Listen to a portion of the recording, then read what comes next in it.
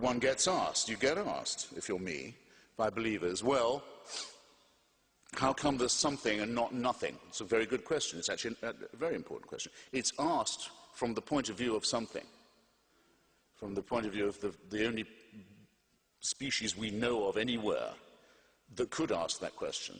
It looks out onto vast expanses of nothingness, where nothing is happening and where there is no life. So you have to make the assumption that you are there and that so you know how all that goes. It rather alters the question when it's being asked in that way, but still, it's a good question, but it doesn't have any very helpful answers, or not if you consider, for example, Edwin Hubble was the first to notice that Newton was wrong and that the universe is not just expanding away from itself, the so-called red light shift at a terrific speed, but you would expect this speed in Newtonian terms to be the rate of its expansion, I mean to say, velocity, to be declining. To the contrary, Hubble noticed it's speeding up, it's getting faster all the time. All subsequent experiments have shown this. In fact, if we hadn't discovered the Big Bang when we did, and we were trying for it now, examining the red light, some of that evidence would already have blown past us. If you can get your mind around this, as around Sir Martin Rees's imagery of our cosmic future. As Professor Haldane used to say, the universe is not just stranger than we imagine, it's stranger than we can imagine. But we know this much, that it's blasting apart very, very fast. A great deal of nothingness is certainly coming to us. There's an enormous amount of nothingness in our future. And even if we aren't prepared to wait for that, or to wait for species change to overtake us, we can see already in the night sky the Andromeda galaxy on collision course with our own. That's certainly going to happen. Whether we destroy ourselves or the sun blows up or not before that, probably not. Collision course. Now, is this part of a plan? You suddenly have to ask yourself, is that part of a plan? If so, whose plan is it? That so much nothingness is built right in and is headed straight for us. So anyone who wants to ask the first question has to be willing to consider its corollary question. And the certainty in the second case, unlike the first, of an answer. So if you think that all this is going on in these gigantic fields of gravity and light with you in mind, then you really do have a self-centeredness problem. You might put it another way. I have tried to put it another way. I'll try it on you. Our first speaker tonight said that his people have been around for 100,000 years that we know about. That's certainly true. There is a difference of opinion about how long our species in general has been on the planet. It's a flash of a second in evolutionary time. Richard Dawkins thinks it might be as long as 250,000 years. Look, you make it 250,000. Francis Collins, the man who did the DNA decoding, the Human Genome Project, who's, by the way, another Christian scientist, or rather, scientist who is a Christian. I won't make that mistake again. You know what Mark Twain said about the work of Mary Baker Eddy, the Christian Science writer, founder of it, her books? Chloroform in print, he said. This is a digression. It's a digression. Francis Collins says at least 100,000 years. We can show we've been around for that long. It's quite a long time. I'll take 100. Never mind. I don't need 250,000 for my point. Make it 100,000. 100,000 years, our species have been around on this speck.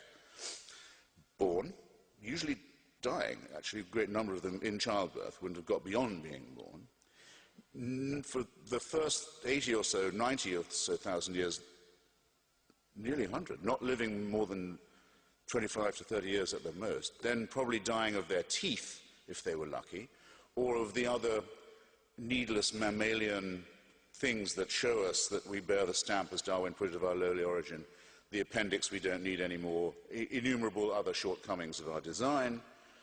We're designed to live on the savannah that we've escaped from. Terrible disease, suffering, misery, malnutrition, and fear. Where do the earthquakes come from? Why is there an eclipse? What are the shooting stars doing? And awful cults of sacrifice to try and ward off what are in fact natural events. And war, and rape, and the kidnap of other peoples, and the enslavement of them. All of this goes on, gradually inching up to the point where you can brew beer, a breakthrough in my view, domesticate animals, separate one kind of corn from another. So very millimetrical progress, but terrible struggle, sacrifice, pain, misery, and above all, fear and ignorance. And you have to believe this if you believe in monotheism. For the first 97, 98,000 of this, heaven watches with indifference. Oh, there they go again.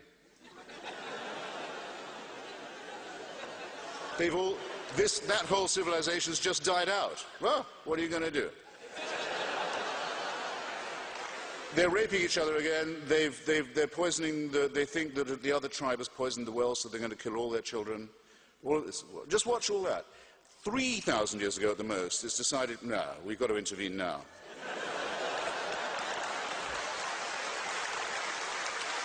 You have to believe it. You have to believe it. And the revelation must be personal, must appear.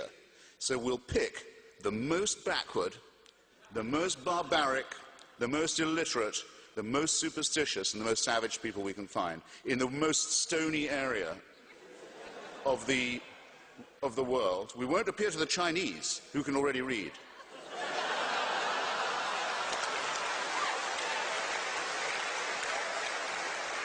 We won't appear in the Indus Valley, where they know a thing or two and they're already, they're very far advanced. No. We'll appear to this brutal, enslaved, hopeless, superstitious crowd, and we'll force them to cut their way through all of their neighbors with slaughter, genocide, and racism, and settle on the only part of the Middle East where there's no oil.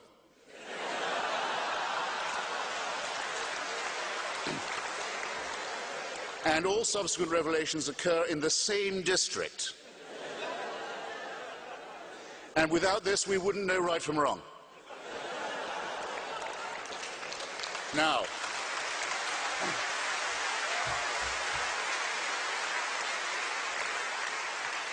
ladies and gentlemen, comrades and friends, brothers and sisters, I know I'm capable of parody and at my lowest of sarcasm, and I've proved it to you, and sometimes I've got paid for it. But in seriousness now, do I seriously misrepresent the situation? You must believe something like that happened, or did not, in order to address the whole question of where monotheism comes from. I would say it can't be proved that that isn't how we came to understand the morality and the need for it. But I would regard it in the light of the other evidence I've touched upon as being in the very highest degree improbable. That is the way we discovered how to think, how to decide how to live with one another, what our duties are to each other, and so forth. And I submit it to you in all, no, I'm not going to say humility. I just submit it to you, okay? And again, if this was the plan, was it made by someone who likes us? Well, that's another question. And if so, why have 99.9% of all the other species that have ever been created already died out?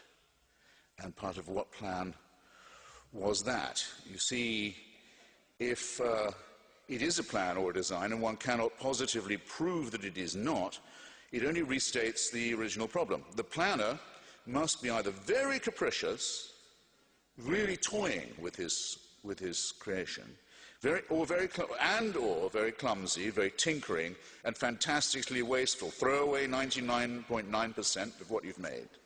Or very cruel and very callous, or just perhaps very indifferent, or some combination of all the above. And so it's no good saying that he moves in mysterious ways, or that he has purposes that are opaque to us, because even that kind of evasion has to make itself predicate on the assumption that the person saying this knows more than I do about the supernatural. And I haven't yet met anyone who does have a private line to the Creator of the sort that would be required even to speculate about it.